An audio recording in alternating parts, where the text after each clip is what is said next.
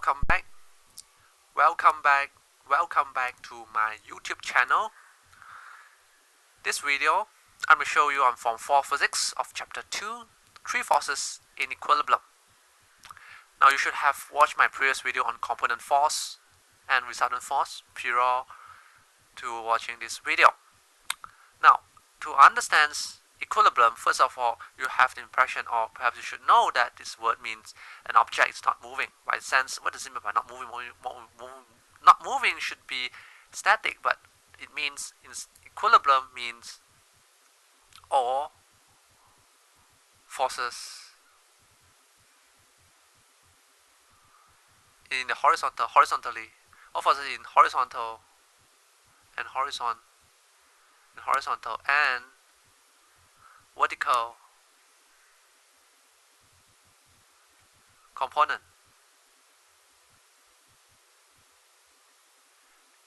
Sum up is 0. So is 0. Or sum of all. Maybe you want the sum of all the forces in horizontal and vertical component is 0. So what does it mean? It means if you were to define positive going up, then you list out all the forces and it's equals to 0. Or you sum all of them, it turns out to be 0, because some maybe force 1, maybe subtract F2, maybe plus F3, maybe plus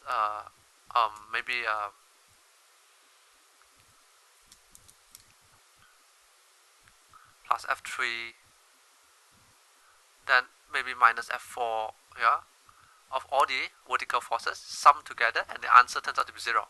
And if you would define positive to the right, left and right, this is horizontal.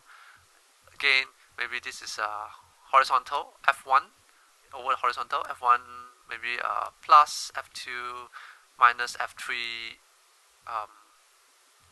and the answer turns out to be 0. If and only if these two conditions are met, therefore this object are said to be at equilibrium.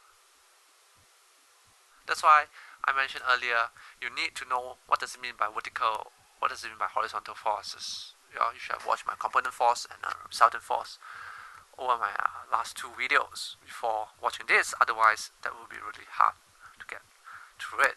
Now, what I have shown in the previous video, maybe I would say a method. First method in SPM, it's included method A.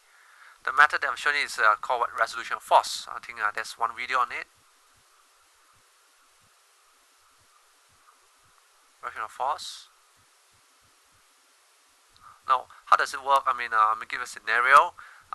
Maybe there's an object hanging along the floor.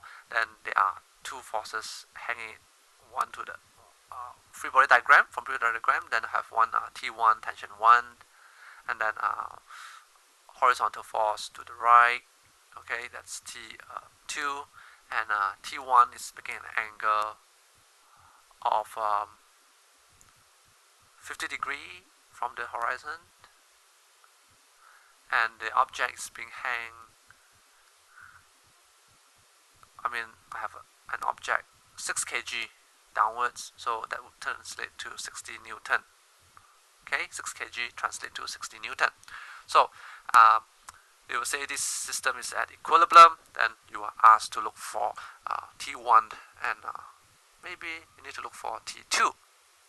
Okay, so for method A, last time we have learned. Now, if you want to do that, first of all, you need to get the you need to find out what's the component force.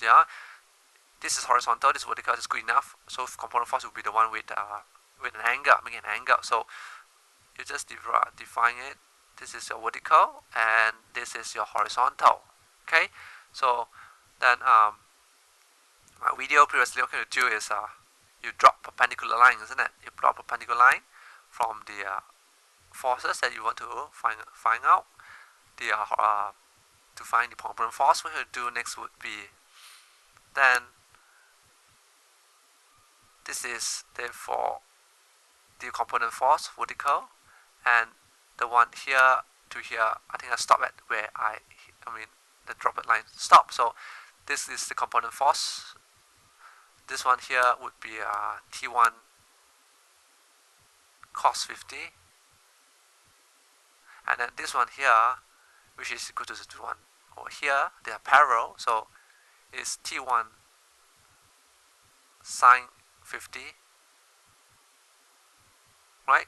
So you should have an idea, how to get those if you watch my previous video, or otherwise you learn it now. You drop down, okay? Then once you manage to get this component force and the system say to be an equilibrium, so what you need to do is you may ignore T1 now. They are only this one, left and right, up and down. So if it were to be an equilibrium, okay, so therefore by we find positive going up, okay, so therefore T1 sine 50 subtract 60, subtract is because the direction of this force is going downwards, okay, that's why it's important to label your free body diagram. This is where the force act on it, it is gravity force act on it, 6 kg translated to 60 Newton, and its equilibrium therefore is equals to 0.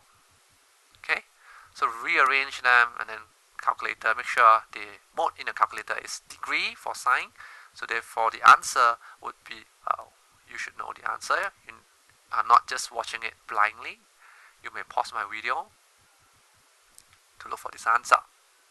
Okay, the same is true, define positive to the right, okay, so T2 is positive, subtract T1 cos 50 is equilibrium, so therefore it's equal to 0.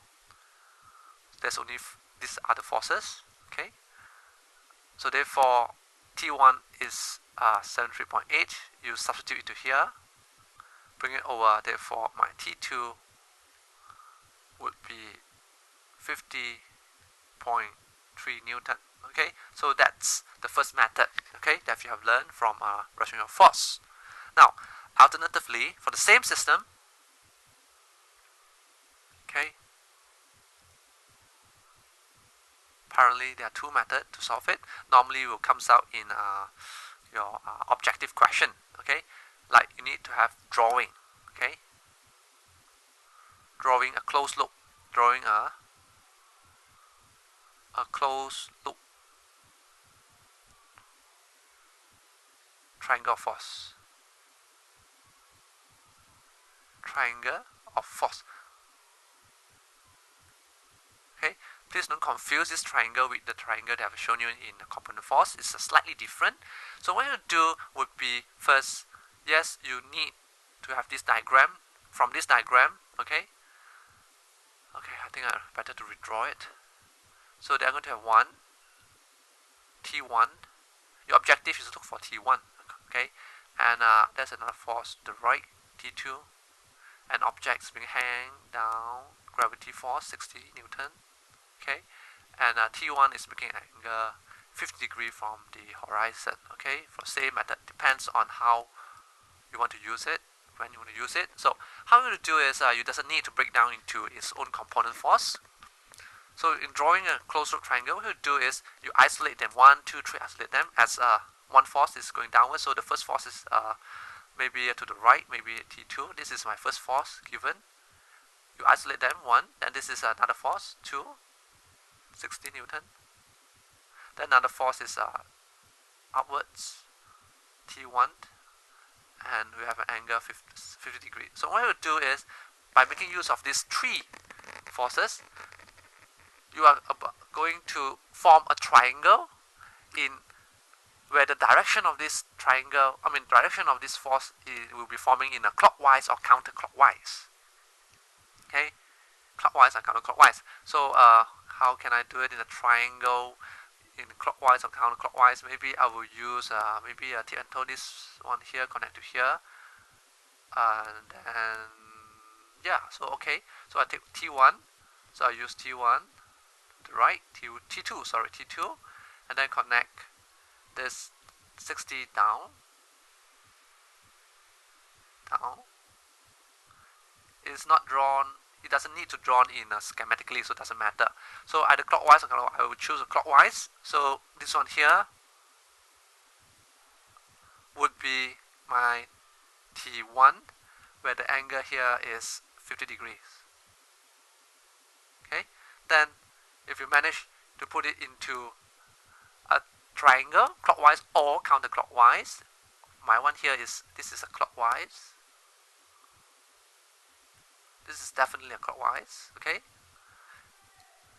If you manage to do it this way, what you do is then you'll be able to solve this triangle. So how you do that? That would be, okay, let's solve this triangle. If I know this angle is 50 degrees, that's why you need to find out what's the angle is important. So it's 50, so therefore here will be 40.